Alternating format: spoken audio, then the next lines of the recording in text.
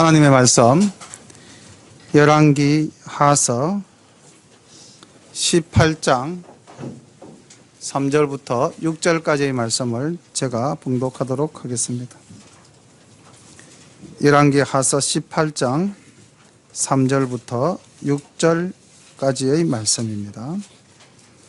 히스기야가 그 조상 다윗의 모든 행위와 같이 여호와 보시기에 정직히 행하여 여러 산당을 제하며 주상을 깨뜨리며 아세라 목상을 찍으며 모세가 만들었던 놋뱀을 이스라엘 자손이 이때까지 향하여 분향함으로 그것을 부수고 너후사단이라 일컬었더라. 히스기야가 이스라엘 하나님의 여호와를 의지하였는데 그의 전후 유다 여러 왕 중에 그러한 자가 없었으니 곧 저가 여호와께 연합하여 떠나지 아니하고 여호와께서 모세에게 명하신 계명을 지켰더라. 아멘. 이제 우리가 지난 주일날 이사야서 66장의 단원을 마무리 짓고 다시 성경 본문을 열왕기 하서로 돌아와서 이스라엘 또 유다의 역사가 어떻게 전개되어져 가는가를 살펴보고 다시 또 우리가 선지서로 돌아가는 그러한 과정을 겪게 되겠습니다.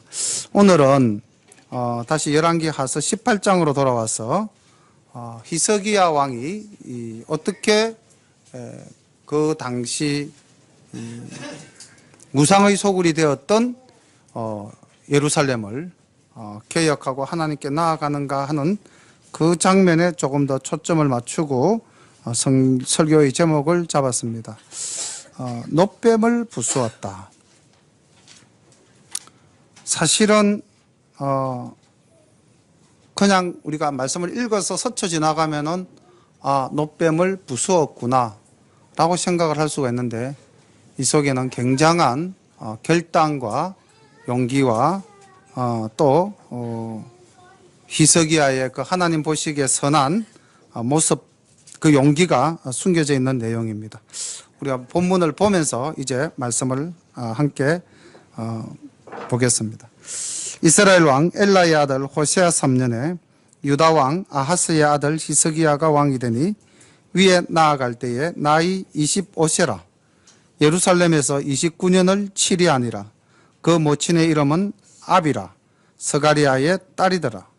히스기야가 그 조상 다윗의 모든 행위와 같이 여호와 보시기에 정직히 행하여 여러 산당을 제하며 주상을 깨뜨리며 아세라 목상을 찍으며 모세가 만들었던 놋뱀을 이스라엘 자손이 이때까지 향하여 분향함으로 그것을 부수고 너후수단이라 일컬었더라. 히스기야가 왕이 될 때 나이가 몇 살이었다고요? 25살이었습니다. 굉장히 젊은 나이에 이제 왕이 되었는데 그 아버지가 아하스입니다. 이 아하스라는 왕은 아시리아에 가서 아시리아 왕에게 머리를 숙이고 아시리아에 있는 신전을 보고 그 양식을 그려서 이스라엘로 보내어 제사장 우리아에게 그 모형 그대로 제단을 쌓게끔 만들고 자기가 돌아와서 그 제단에 제사했던 그러한 인물입니다. 열왕기 하서 16장 10절 이후로 보면은 아하스 왕이 어떻게 우상을 섬겼는가, 이방신을 섬겼는가 하는 내용이 잘 나와 있습니다. 자, 그 아버지가 이루어 놓았던 일을 아들대에 와서 혁파를 한다는 거죠. 오늘날 우리가 전 정권이 잘못한 것을 현 정권이 바로 잡는다. 그래서 이제 개혁을 하고 있는데 아마 우리 지금 이 개혁 못지않은 개혁을 행한 사람이 바로 히스기야가 아닌가라고 생각을 합니다. 그런데 히스기야의 그 성정상 특징, 하나님 보시기에 히스기야의 가장 아름다운 장면이 뭐였냐면은 여호와 보시기에 정직히 행하였다는 겁니다. 그 마음에 사심이 없었다는 겁니다. 오직 모든 것을 하나님의 뜻에 맞추었다는 것이죠. 그리고 가만히 보니까 외부에서 들어온 우상도 혁파해야 할 대상이었지만은 이스라엘 속에, 이스라엘의 그 마음 속에 남아있는 굉장한 우상이 있었으니 그것이 바로 놋뱀이었다는 겁니다. 잘못된 관행이라는 거죠. 왜곡된 신앙이라는 것입니다. 놋뱀은 우리가 민수기 21장 4절 이하의 말씀에 보면은 이스라엘 백성이 이제 에돔이 길을 내어주지 않음으로 인해서 돌아가게 될 때, 그때 하나님을 원망했던 이스라엘 백성들을 향하여 하나님이 불뱀을 보내셨고, 그 불뱀에게 물린 자들을 모세가 하나님께 기도할 때 네가 놋뱀을 만들어서 높이 들라, 그것을 바라보는 자는 살리라. 어떻게 보면 참 이해가 안 되는 그런 말씀이었죠. 만들어진 놋뱀을 쳐다보는 자는 살겠다. 이게 이제 어떻게 보면 하나의 징표죠. 우리 주 예수 그리스도가 십자가에 달리시고 그 십자가에 달리신 주를 바라보는 이마다 구원을 얻게 된다는 하나의 징표적 사건이었는데, 어쨌든 그때 만들어진 이 놋뱀이 히스기야 왕 때까지 이스라엘 백성들이 예배하는 예배의 대상물이었다는 겁니다.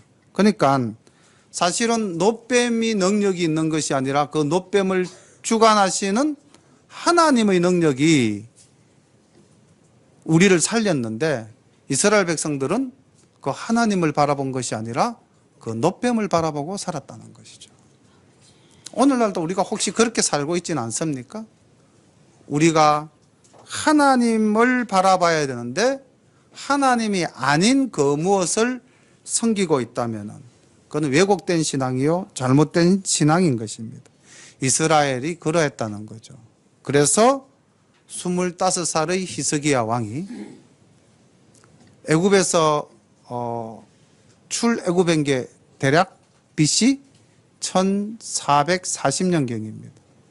BC 1400년경에 애굽에서 출애굽을 했는데 히스기야 왕 때가 대략 BC 700년경이니까 약 700년 동안 진행되어져 오던 그 역사적 관행을 그 앞에 어떤 왕들도 하지 못했던 그 일을 히스기야가 행하였다는 겁니다.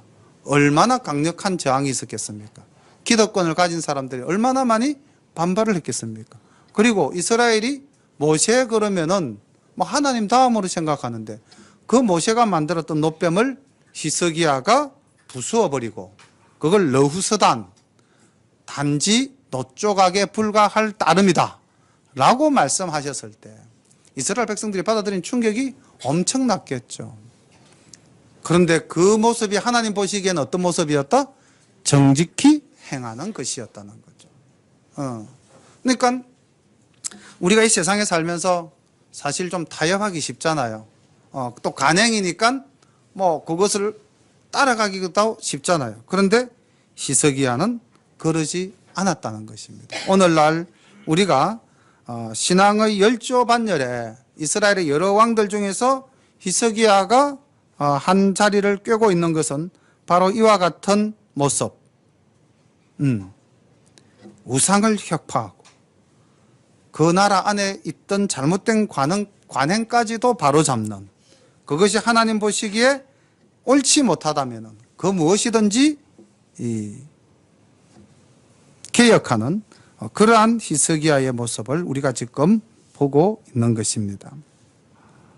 5절 말씀 봅니다. 히스기야가 이스라엘 하나님 여호와를 의지하였는데 그의 전후 유다 왕 중에 거룩한 자가 없었으니 곧 저가 여호와께 연합하여 떠나지 아니하고 여호와께서 모세에게 명하신 계명을 지켰더라.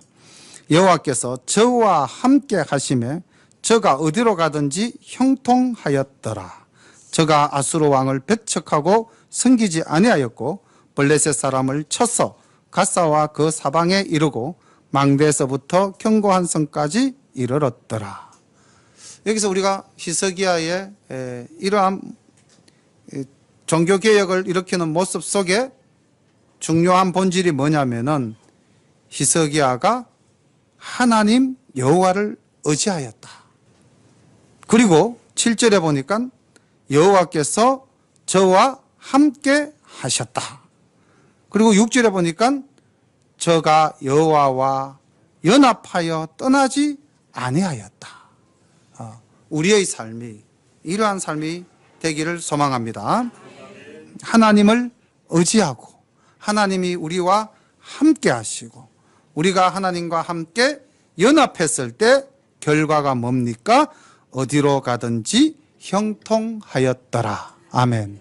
그래서 정말 이 세상을 살면서 우리 오늘 집사님도 마음에 여러 가지 상처, 시기와 미움과 질투, 관계에서의 괴로움, 또 물질과의 관계 속에서의 공고함과 힘듦, 뭐 이런 우리의 모든 문제들이 우리 앞에 놓여졌을 때에 놓여진 문제 그 자체를 바라보면 답이 나옵니까? 안 나옵니까? 문제 그 자체를 보면 답이 절대 나올 수가 없습니다. 문제 그 너머에 있는 왜 하나님께서 이러한 문제를 오늘날 내 삶 앞에 두셨는가? 또 왜 이러한 일을 내가 겪게 되었는가? 내 자신을 돌아보고 하나님의 뜻을 생각할 때에 우리는 하나님 앞에 정직히 행하고 하나님을 의지하고 하나님과 연합할 때 우리 삶의 앞에 놓여진 이런 여러 문제들은 하나님께서 해결해 주실 줄로 믿습니다. 그래서 그 당시 그의 아버지 아하스가 당시 최강대국이었던 아수르에게 굴복하고 조공을 바치고 정치 경제적으로 아수르에 굴복하였는데 보십시오. 히스기야는 아수르와의 관계를 단절했다는 겁니다. 그런데 이제 조금 이따 우리가 만나겠지만은 곧 아수르가 히스기야 왕 4년에 북이스라엘을 에워싸고 3년간 사마리아 성을 에워쌌다가 마침내 점령하는, 그래서 BC 722년에 북이스라엘이 망하는 것을 히스기야 왕이 직접 봅니다. 그만큼 강국이었어요. 그런데 여기 히스기야가 7절에 보니까 아수르 왕을 배척하여 섬기지 아니하였다. 다시 말하면 세상의 힘을 의지하지 않았다는 것이죠. 우리가 이런 히스기야의 모습을 보면서 오늘 닮아가는 우리 열린교회 성도님들 되시기를 소망합니다. 9절부터 봅니다. 그 당시 이 아수르가 얼마나 강대국이었는지 소개됩니다. 히스기야 왕 4년 곧 이스라엘 왕 엘라의 아들 호세아 7년에 아수르 왕 살만에셀이 사마리아로 올라와서 에워쌌더라. 3년 후에 그 성이 함락되니 곧 히스기야의 6년이요 이스라엘 왕 호세아의 9년이라. 사마리아가 함락되매 아수르 왕이 이스라엘을 사로잡아 아수르에 이르러 할라와 고산 하볼 하숫가와 메대 사람의 여러 성읍에 두었으니 이는 저희가 그 하나님 여호와의 말씀을 준행치 아니하고 그 언약을 배반하고 여호와의 종 모세의 모든 명한 것을 거스려 듣지도 아니하며 행치도 아니하였음이더라. 아수르가 얼마나 강국이었고 사실 북이스라엘이나 남유다나 얼마나 허약한 나라였던가 하는 것을 보여주는 한 장면입니다. 이런 장면 속에서 히스기야 왕 당대에 북이스라엘이 3년간 침략을 받았다가 멸망하는 모습을 보면서도 히스기야는 아수르와의 관계를 단절하였다. 그리고 사실은 이런 아수르의 침략적 야욕에 히스기야는 조금 전 앞에서 말씀드렸던 종교개혁을 단행하면서 하나님 중심으로 살아가기를 소망하며 이스라엘의 민족적 정체성을 일깨웠던 것입니다. 그런데 북이스라엘이 망했던 이유가 12절에 나오는데 한번 같이 말씀을 봉독해 봅니다. 왜 북이스라엘이 망했는지 시작.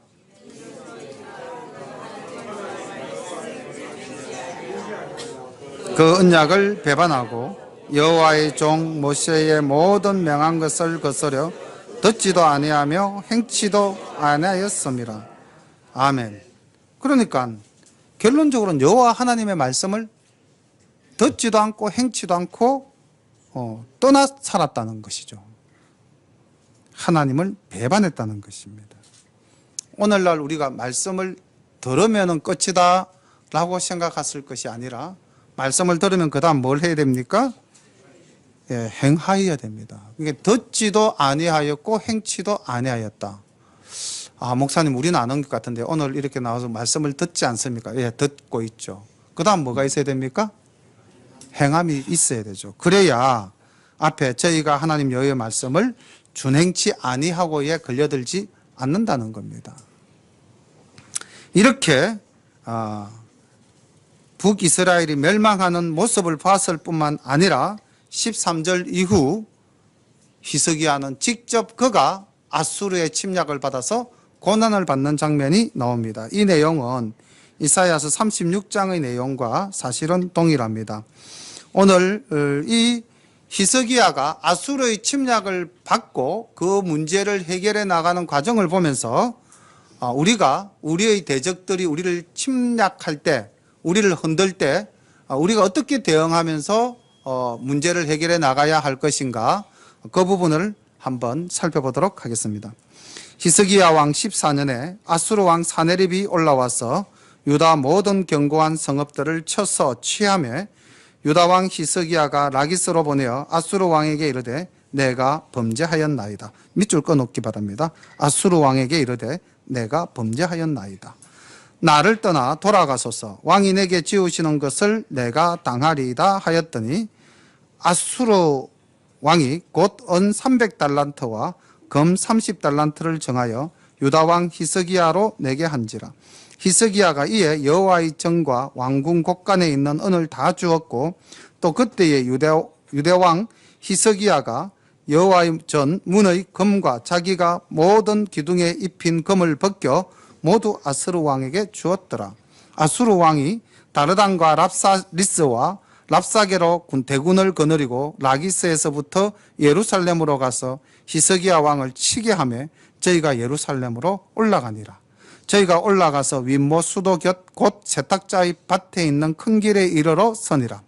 저희가 왕을 부르매 hil기야의 아들 국내 대신 엘리야긴과 서기관 셈나와 아삽의 아들 사관 요아가 저에게 나아가니 랍사게가 저희에게 이르되 너희는 히스기야에게 고하라. 대왕 아수르 왕의 말씀이 너희의 의뢰하는 이 의뢰가 무엇이냐? 내가 싸울 만한 계교와 영역이 있다고 한다마는 이는 입에 붙은 말뿐이라. 내가 이제 누구를 의뢰하고 나를 반역하였느냐? 이제 내가 저 상한 갈대 지팡이 애굽을 의뢰하도다. 사람이 그것을 의지하면 그 손에 찔려 들어갈지라. 애굽 왕 바로는 무릇 의뢰하는 자에게 이와 같으니라. 여기서 잠시 또 한 부분을 더 표시를 해두기 바랍니다. 이제 내가 저 상한 갈대 지팡이 애굽을 의뢰하도다. 21절 말씀을 밑줄을 잠깐 꺼놓고요.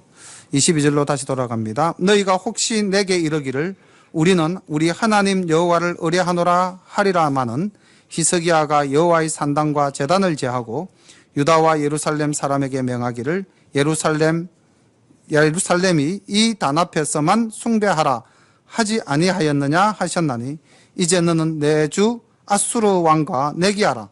내가 만일 그 말 탈 사람을 낼 수 있다면 나는 내게 말 2000피를 주리라.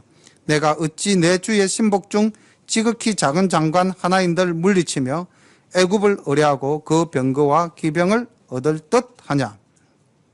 여기서 말씀을 일단 끊겠습니다. 히스기야가 아수르 왕에게 뭐라고 이야기를 합니까? 내가 범죄하였나이다 라고 이야기를 하고 있습니다. 이때가 히스기야 왕 14년 때입니다. 우리가 히스기야 왕 6년에 사마리아가 북이스라엘이 망하는 것을 봤죠. 그리고 8년이 지난 이후입니다. 그러니까 유다가 히스기야를 통하여 종교개혁을 다 이룬 후에 하나님을 열심히 섬기던 그때에 히스기야의 생각이 흐려지는 부분이 하나 나옵니다. 그게 뭡니까? 아수르와의 외교적 관계는 진작에 단절했죠. 그런데 아수르가 북이스라엘을 멸망시키는 것을 보니 위협을 느꼈겠죠. 그래서 새롭게 떠오르는 강국인 애국과 정치적 결탁을 맺었다는 겁니다. 다시 말하면 하나님 보시기에 정직히 행하던 히스기야가 하나님만을 바라본 것이 아니라 세상을 바라본 것이죠. 세상의 정치적, 이해적 관계를 따지기 시작한 겁니다. 그렇게 해서 애굽 왕과 손을 잡고 정치적 연대를 맺었다는 거죠. 그래서 아수르가 이를 빌미로 삼아서 지금 히스기야 왕 14년에 유다로 와서 모든 성읍들을 다 점령하고 이제 예루살렘이 포위되는 장면, 이 장면에서 문제를 해결하는 방법을 또 한번 볼까요? 자, 그렇다면 히스기야가 아수르가 침략해서 어떤 요구를 했을 때 지금 은 30달란트와 은 300달란트와 금 30달란트를 배상물로 내놓아라 이렇게 했을 때 히스기야라면 어떻게 하는 것이 정답이었을까요? 여호와 보시기에 정직히 행하던 사람이었다 라면 어떻게 이 문제를 해결하는 것이 옳겠습니까? 그렇죠. 하나님을 의뢰하고 기도해야 되죠. 그런데 히스기야가 어떻게 합니까? 그 말에 순종하여 그 모든 물건을 납품하는데 바치는데 어떻게 바칩니까? 하나님의 전에 있는 기명을 바칠 뿐만 아니라 그 기둥에 있는 금까지 베껴서 문제를 해결하려고 합니다. 다시 말하면은 불신자와 타협한 거죠. 자, 우리가 어떤 삶의 문제를 만났을 때 우리에게 요구하는 신앙적인 것이 아닌 현실적인 문제로 우리에게 뭔가를 요구할 때 우리는 그들과 타협을 한다고 가정을 해봅시다. 그럼 타협한다고 해서 그 문제가 해결됩니까? 지금 제가 쭉 읽었던 본문 말씀을 본다면은 그 아수르 왕이 돌아갔습니까? 사내립이 돌아간 게 아니죠. 받았죠. 받고는 어떻게 합니까? 다시 대군을 어디로 보냅니까? 예루살렘으로 보내죠. 그렇지 않습니까? 즉 불신자와의 타협은 문제의 해결점이 아니라 더 문제를 복잡하게 꼬아버리는 하나의 단계가 되어져 버린다는 거죠. 두 번째 25절부터 말씀을 봅니다. 내가 이제 여호와의 뜻이 아니고야 이제 이곳을 멸하러 올라왔겠느냐? 여호와께서 전에 내게 이르시기를 이 땅으로 올라와서 쳐서 멸하라 하셨느니라. 이 말이 누가 하는 말입니까? 랍사게가 하는 말이죠. 예. 랍사게가 예루살렘에 와서 예루살렘의 관리들에게 궁중을 향해서 성벽을 향해서 내뱉은 소리입니다. 다시 말하면은 불신자는 문제를 일으키고 난 뒤에 자신들이 하는 행위가 오히려 하나님의 뜻이라고 왜곡하기도 한다는 것입니다. 하나님이 아수르를 통하여 이스라엘을 철학했겠어요? 안 했겠어요? 북이스라엘을 철하고는 했겠지만 남유다를 철하고는 하지 않았습니다. 그런데 자기들이 올라온 것은 하나님의 뜻이라고 이야기하고 있는 것이죠. 자, 그럼 이 말을 들으면 이스라엘이 어떻게 되겠습니까? 동요하겠습니까? 동요하지 않겠습니까? 믿음이 약한 자는 하나님의 뜻이 우리 왕에게 있는 것이 아니라 누구에게 있다? 아수르 왕에게 있다라는 생각을 갖게 되겠죠. 사탄에게 휘둘리게 되는 거죠. 하나님을 의심하게 되는 겁니다. 자기의 신앙을 온전히 주장하지 못하게 되는 그러한 결과를 맺게 되는 겁니다. 26절 힐기야의 아들 엘리야긴과 셈나와 요아가 랍사게에게 이르되 우리가 알아듣겠사오니 청컨대 아람 방언으로 당신의 종들에게 말씀하시고 성위에 있는 백성의 듣는데 유다 방언으로 우리에게 말씀하지 마옵소서. 랍사게가 저에게 이르되 내 주께서 내 주와 내게만 이 말을 하라고 나를 보내신 것이냐? 성위에 앉은 사람들로도 너희와 함께 자기의 대변을 먹게 하고 자기의 소변을 마시게 하시는 것이 아니냐 하고 랍사게가 드디어 일어서서 유다 방언으로 크게 소리 질러 불러 가로되 너희는 대왕 아수르 왕의 말씀을 들어라. 왕의 말씀이 너희는 히스기야에게 속지 말라. 저가 너희를 내 손에서 건져내지 못하리라. 또한 히스기야가 너희로 여호와를 의뢰하라 함을 듣지 말라. 저가 이르기를 여호와께서 정녕 우리를 건지실지라 이 성이 아수르 왕의 손에 함락되지 않게 하시리라 할지라도 너희는 히스기야의 말을 듣지 말라. 아수르 왕의 말씀이 너희는 내게 항복하고 내게로 나아오라. 그리고 너희는 각각 그 포도와 무화과를 먹고 또한 각각 자기의 우물의 물을 마시라. 내가 장차 와서 너희를 한 지방으로 옮기리니 그곳은 너희 본토와 같은 지방 곧 곡식과 포도주가 있는 지방이요 떡과 포도원이 있는 지방이요 기름나는 감람과 꿀이 있는 지방이라. 너희가 살고 죽지 아니하리라. 히스기야가 너희를 멸려하여 이러기를 여호와께서 우리를 건지시리라 하여도 듣지 말라. 지금 이 랍사게가 사람을 들었다 놨다 쥐었다 놨다 하는 장면이죠. 이스라엘 백성들에게 어떻게 말합니까? 너희들이 내 말을 듣지 않으면 너희들이 그 안에서 다 굶어 죽게 된다. 너희의 소변을 마시게 되고 너희의 대변을 먹게 될 것이다. 다시 말하면 우리는 이 공격을 멈추지 않을 것이다 라고 이야기를 합니다. 결국 앞에서 타협했던 그 모든 것들이 온전한 해결 방책이 아니었음을 알 수 있는 것이죠. 그리고 하나님의 말씀을 왜곡했을 뿐만 아니라 이제는 인간적인 방법으로 유혹하기 시작합니다. 31절 말씀을 보시면은 31절과 32절에서는 뭐라고 그럽니까? 너희들이 항복하면 내 뜻을 따른다면 어떻게 하겠다? 너희들이 편안히 먹고 마시고 쉬게 해 주겠다. 이렇게 우리의 판단을 흐리게 하는 달콤한 말로 유혹합니다. 오늘날 우리의 대적들도 악한 세력은 이와 같이 우리들 앞에서 해결되지 못할 문제를 던져놓고는 이렇게 유혹하는 경우가 많습니다. 그리고 이제 유혹뿐만 아니라 급박하는데 다시 한 번 더 급박합니다. 34절 봅니다. 열국의 신들 중에 그 땅 아수르 왕의 손에서 건진 자가 있느냐? 하맛과 아르밧의 신들이 어디 있으며 서발와인과 헤나와 아와의 신들이 어디 있느냐? 그들이 사마리아를 내 손에서 건졌느냐?